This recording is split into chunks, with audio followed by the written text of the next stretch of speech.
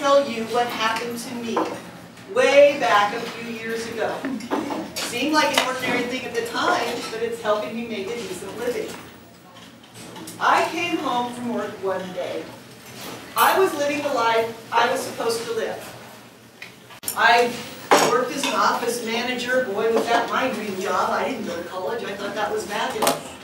I had a great husband, a daughter, getting A's in school, living the life, right? Well, I came home one day, and my husband showed me the newspaper. He used to sell advertisements for the Delta County Independent. Now, for those of you who don't know, right there in the middle of the state, there's a bunch of great big giant bumpy things, Continental Divide or something like that. On the other side of the big bumpy things, there is a whole other half of the state. There's even people over there. So I live in a tiny little town called Cedar Edge, Colorado. My husband sold advertisements, Delta County Independent. This is a plant. This is to remind everybody to turn off their cell phones. So, he came home, he put the paper down, he pointed to it, and he said, "Look at this." And I burst out laughing. I said, "Yeah, looking for the next Mrs. Delta. They want a beauty pageant person, that's nice." And I walked away. He said, "No, you're not reading it.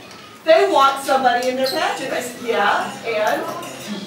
He said, "I want you to apply." I'm a mom. I'm an office manager. I'm a middle-aged woman. You want me to what? I said, "I'll show him." I sent them a picture. I sent them an essay. And they sent me this. Mrs. Delta, Colorado, 1998. Now, for those of you who can do math, don't. I was like 10 minutes away from being 40 years old, and my husband enters me in my first beauty pageant. Well, shoot, I had 6 months. So, of course, I colored my hair and got fake nails and lost 15 pounds. You women know, you got to take the real you when you go to these things. So it took me 6 months. And you know, even in a little town like Cedar Edge, they have, well, I needed that little something extra. So I got first a couple of free samples. You've all heard the term pusher. And pretty soon, I had to buy the product cheap and eventually full price. That Mary Kay lady was relentless. I found myself going home and begging my husband, "Please, honey, I gotta get that lipstick." "You got 3 red lipsticks." "Oh, but I don't have passion red. Come on, baby. I need it." But 6 months came and went. We came over the mountains, ended up at the Denver Convention Center. I walked into the room, and there were 50 beautiful women standing there in that room. Now, it took me a few minutes to kind of separate them in my mind. You had the 20 over here that had been in pageants for the last 15 years, walked the walk, talked the talk, and then you had the rest of us. The little 18-year-old with the tattoo up her leg, the 65-year-old with the red hair and the beautiful lines around her eyes. They were beautiful.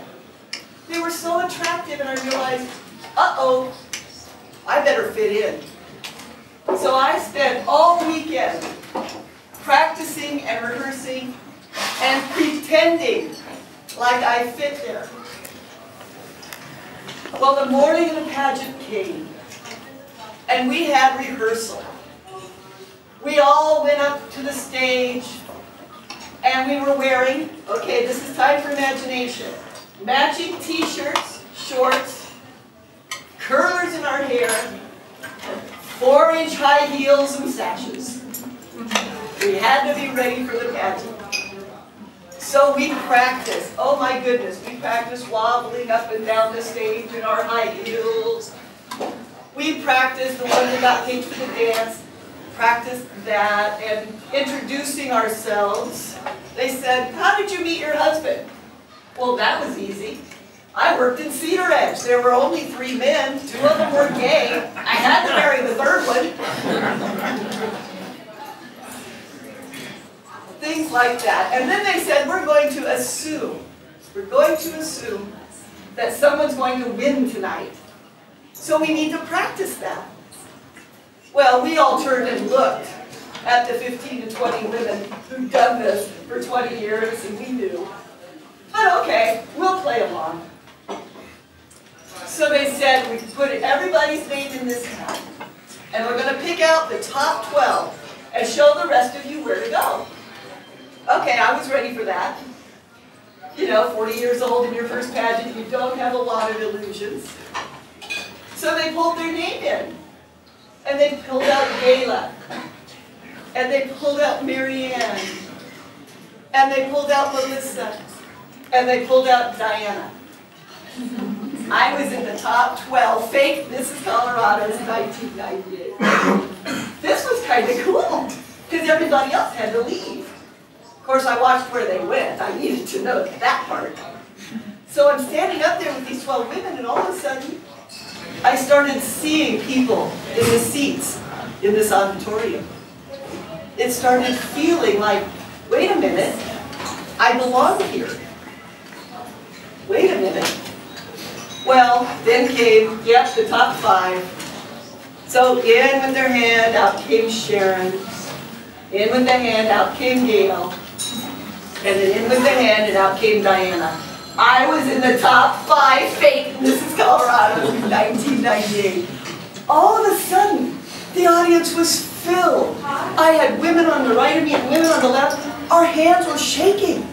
We were just so excited. It felt real in our curlers and our high heels. It was very cool.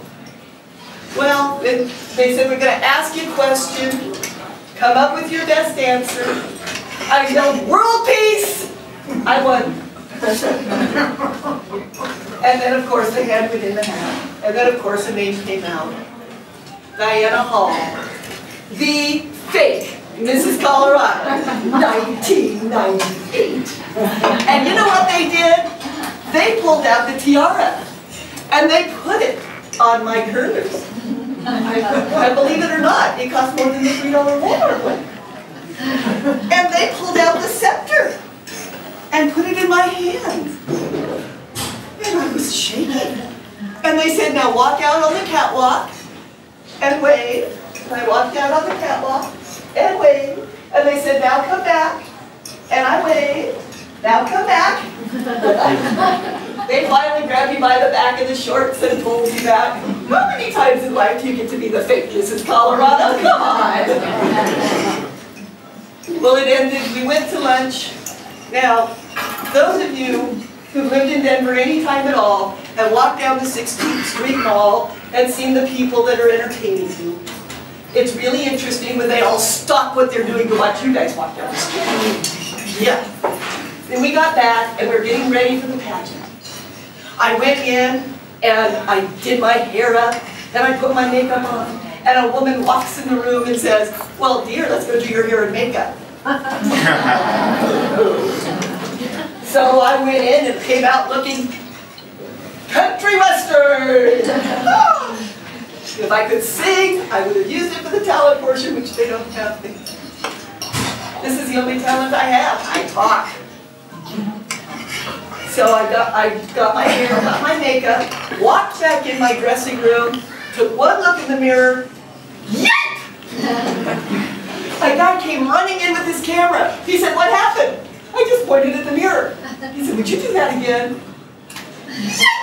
No problem. I didn't know who that woman was.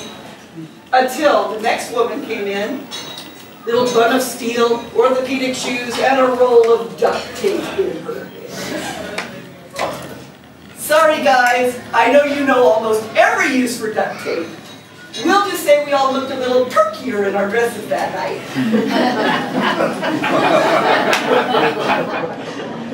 The pageant went on. They picked the top 12. Luckily, I had watched and saw where I was supposed to go. Didn't break my heart. Watched the woman who had adopted 2 children from Guatemala and didn't 10 pageants win, and wished her well. She absolutely deserved it. We finished up in the back, and my husband came in, 6'5", wearing his new tuxedo.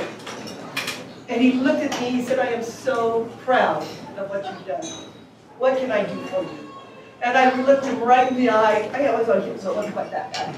I looked him right in the eye and I said, "Feed me. I have not eaten in 6 months." We had an all-night Taco Bell. I've been eating happily ever since. Now, the way I use this talk is when I help people to find their inner swan, to help them to learn to be smart, worthwhile, attractive, and a little bit naughty. All of those were put in the signature story. And that's what makes a signature story powerful. You can use it to make your point. And so, everybody here, that's my lesson for today, write it on your card. You have all done something in your life that makes you stand out, that makes you be different.